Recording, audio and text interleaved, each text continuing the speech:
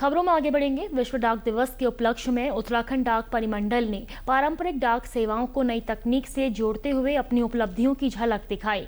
यह झलक राष्ट्रीय डाक सप्ताह के अंतर्गत आयोजित किए गए विभिन्न कार्यक्रमों के माध्यम से प्रस्तुत की गई। ब्रिटिश काल में आरंभ हुई डाक सेवाओं के संदर्भ में देहरादून और मसूरी का विशेष महत्व रहा है। कई ऐसी निशानियां हैं जो डाक सेवाओं के गौरवमयी अतीत और चमकदार वर्तमान की बानगी पेश करती हैं। प्रस्तुत है रिपोर्ट। देश भर में डाक विभाग की ओर से 6 से 10 अक्टूबर तक राष्ट्रीय डाक सप्ताह मनाया गया। उत्तराखंड डाक परिमंडल में भी डाक सप्ताह उत्साह के साथ मनाया गया। चीफ पोस्ट मास्टर जनरल ने बताया कि डिजिटल इंडिया की राह पर विभाग तेजी से आगे बढ़ रहा है। उत्तराखंड परिमंडल के 2737 डाकघरों में अब QR कोड, पेमेंट और ऑनलाइन बुकिंग की सुविधा शुरू कर दी गई है, जिससे ग्राहक घर बैठे ही डाक बुक कर सकते हैं। के साथ साथ हमने कई तरह की वैल्यू एडेड सर्विसेज भी दी हैं, जैसे कि आप QR कोड के द्वारा भुगतान कर सकते हैं, OTP बेस्ड डिलीवरी आपको मिलेगी और SMS के जरिए आपको ये सूचना मिलती रहेगी कि आपका ये आर्टिकल कहाँ है, तो ये ट्रैकिंग की भी सुविधा आपको मिल गई है। तो इस तरह के हम लोग जो मूल्यवर्धित और जो सेवाएं दे रहे हैं, तो उसके कंपैरिजन में हम बेटर मतलब जो रेट जो बढ़ाए गए हैं वो बहुत ही मिनिमम है। उत्तराखंड परिमंडल में डाक विभाग युवाओं को पोस्टल सेवाओं से जोड़ने के लिए भी पहल कर रहा है।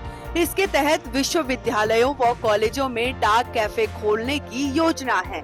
यहाँ छात्र छात्राएं अपना समय बिताने के साथ ही किसी भी तरह की डाक सेवा का लाभ भी ले सकते हैं। उत्तराखंड परिमंडल की चीफ पोस्ट मास्टर जनरल ने बताया कि पहले चरण में देहरादून और नैनीताल में इसकी शुरुआत की जाएगी। विभाग ये प्रयास कर रहा है कि जो जनजी हमारी यंग जनरेशन है उसको भी डाक विभाग से जोड़े। तो इसके लिए यूनिवर्सिटीज में, कॉलेजेस में हम ये कर रहे हैं कि उनके हिसाब से वो पोस्ट ऑफिस खोले या एक जगह हो जहाँ पे सारी पोस्टल सेवाएं जो है हम लोगों को दे पाए। उनके कैंपस में ही उसको स्थापित करने की योजना है, जहाँ पे वो आ सकते हैं और उनके हिसाब से, जनजी के हिसाब से उसको डेकोरेट करने की भी योजना है। और वहाँ पे कैफे जैसा हम एक सेटअप करने जा रहे हैं, जहाँ पे लोग आके बैठे और जो भी उनकी पोस्टल सर्विस जैसे पार्सल बुक करनी है या स्पीड पोस्ट बुक करनी है, वो आके वहाँ पे अपना टाइम भी स्पेंड कर सकते हैं और अपने पोस्टल सर्विस का लाभ भी ले सकते हैं। अभी तो फिलहाल 2 जगह करने की है, देहरादून और नैनीताल में अभी हम लोग शुरू करने की सोच है। डाक सेवाओं के विस्तार की तो बात हो गई, आइए अब आपको लिए चलते हैं एक ऐसे डाकघर तक जो उत्तराखंड में सबसे पुराने डाकघरों में से एक माना जाता है। मसूरी के लंढौर में स्थित यह डाकघर अपने गौरवशाली अतीत के साथ आज भी लोगों को सेवा दे रहा है।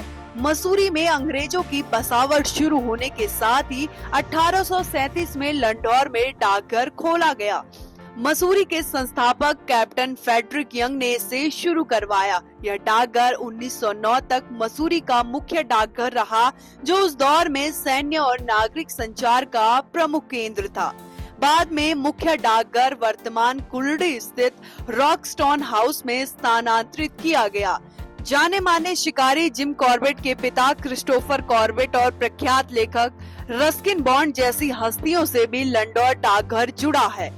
मसूरी के इतिहास के अध्येता गोपाल भारद्वाज बताते हैं कि बाद के दौर में मसूरी में कई अन्य डाकघर खुले, लेकिन लंढौर डाकघर का अपना अलग ही महत्व है। इसे हेरिटेज डाकघर के तौर पर संजोया जाना चाहिए। डेवनशायर हाउस, जहां आज यूनियन बैंक ऑफ इंडिया है, वहां पे जनरल पोस्ट ऑफिस के सबसे बड़ी ब्रांच थी, जो लंढौर कैंटोनमेंट को भी केटर करती थी और मसूरी नगर को भी, क्योंकि पहले कैंटोनमेंट अलग शहर था मसूरी और मसूरी शहर अलग था, लेकिन दोनों के कॉमन पोस्ट ऑफिस की सेवाएं, बाद में ये पोस्ट ऑफिस है, यहाँ पे ये मसूरी की ब्रांच आ गई थी 1909 में।